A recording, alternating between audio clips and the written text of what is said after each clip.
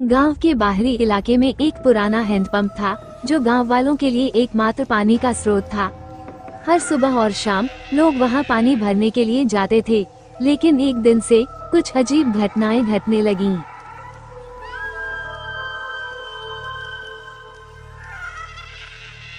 रमेश एक युवक जो रोज सुबह हैंडपंप से पानी लेने जाता था।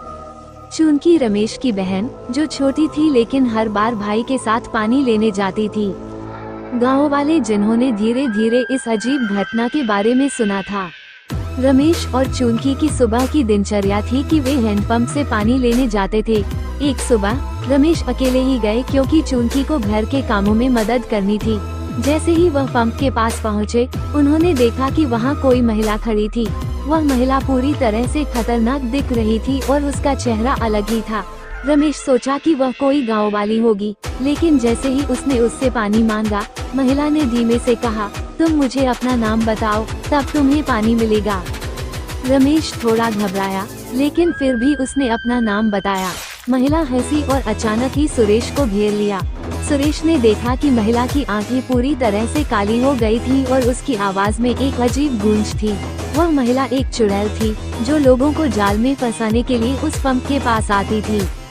रमेश डर के मारे दौड़ने लगा, लेकिन महिला ने उसे रोक लिया और बोली, तुम भाग नहीं सकते, मैं तुम्हें अपनी शक्तियों से जकड़ लूंगी।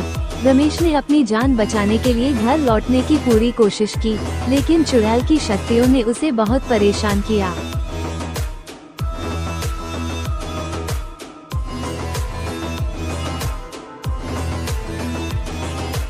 राहत को देखकर उसकी बहन माधुरी ने उसे पूछा, भैया तुम इतने घबराए हुए क्यों हो, क्या हुआ? रमेश पूरी घटना के बारे में चूंकि को बताया, लेकिन चूंकि को यह विश्वास नहीं हुआ।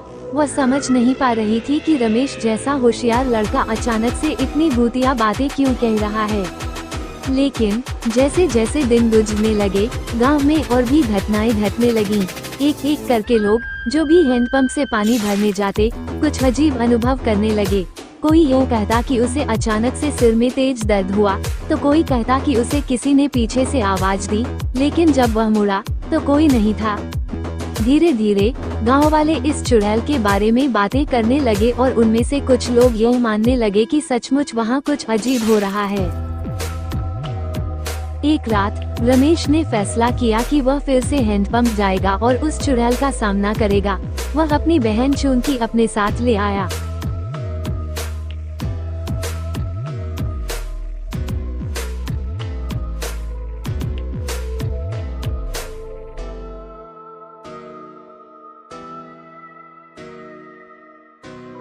वे दोनों रात के अंधेरे में चुपके से पंप तक पहुंचे।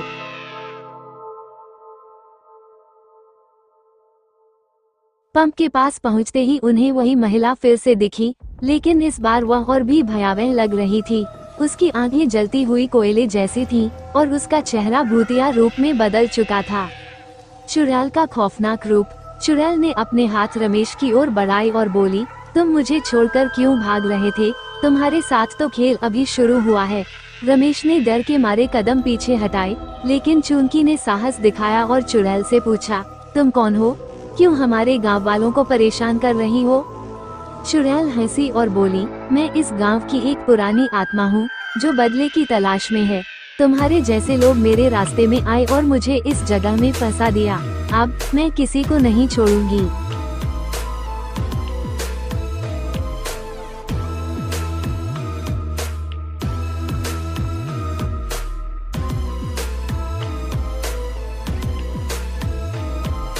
गांव वालों का प्रयास। इस बीच गांव वालों ने तय किया कि चुड़ैल को हराने के लिए उन्हें पुरानी तंत्र मंत्र विधियों का सहारा लेना होगा। गांव के एक तंत्रज्ञ बाबा ने उन्हें बताया कि चुड़ैल को एक विशेष मंत्र से ही हराया जा सकता है। वे सभी मिलकर रात के समय एक विशेष पाठ आयोजित करने का निश्चय करते हैं, जिसमें रमेश चूंकि भी शामिल होते हैं। अब गाँव वालों और रमेश को चुड़ैल को हराने के लिए एक बड़ा और खतरनाक कदम उठाना होगा। बाबा ने उन्हें बताया कि चुड़ैल को हराने के लिए एक खास पाठ करनी होगी, जिसमें 4 महत्वपूर्ण मंत्रों का उच्चारण करना पड़ेगा। चुड़ैल को अपनी शक्तियों से हराने के लिए सबसे पहले उसे अपने जादुई रूप में लाना होगा। ये प्रक्रिया काफी खतरनाक हो सकती क्योंकि चुड़ैल को ये सब महसूस हो सकता था। बाबा ने सबको चेतावनी दी कि जैसे ही पाठ शुरू होगी, चुड़ैल अपना असली रूप दिखा सकती है और उन सभी को खतरे में डाल सकती है। चुड़ैल के प्रभाव के कारण जैसे ही पाठ शुरू हुई, हवा में अजीब सी आवाजें गूंजने लगी। गांव वाले डर के मारे कांप रहे थे, लेकिन उन्होंने अपनी हिम्मत बनाए रखी। जैसे ही तंत्र मंत्र की प्रक्रिया आगे बढ़ी, अचानक से हवा में एक तेज ठंडी लहर घुसी और पंप के पास से चुड़ैल का डरावना रूप सामने आया। चुड़ैल ने पूरे गांव को अपनी जादुई शक्ति से घेर लिया। उसकी आंखों में आग थी और उसका चेहरा भूतिया रूप में बदल चुका था। वह जोर से हंसी और बोली, तुम लोग मुझे हराने की सोचते हो? क्या तुम जानते हो कि मुझे क्या ताकत मिली है? मुझे कोई भी नहीं हरा सकता। चुड़ैल ने अपनी शक्ति से तंत्र मंत्र में बाधा डालनी शुरू कर दी। बाबा ने मंत्रों का उच्चारण करना जारी रखा, लेकिन चुड़ैल ने अपनी काली शक्तियों से सबको प्रभावित करना शुरू कर दिया।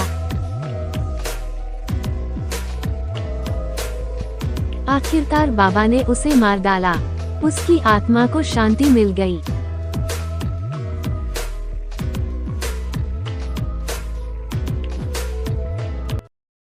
इसी के साथ यहाँ कहानी समाप्त होती है। अगर आपको पसंद आए तो लाइक और सब्सक्राइब करना ना भूलें।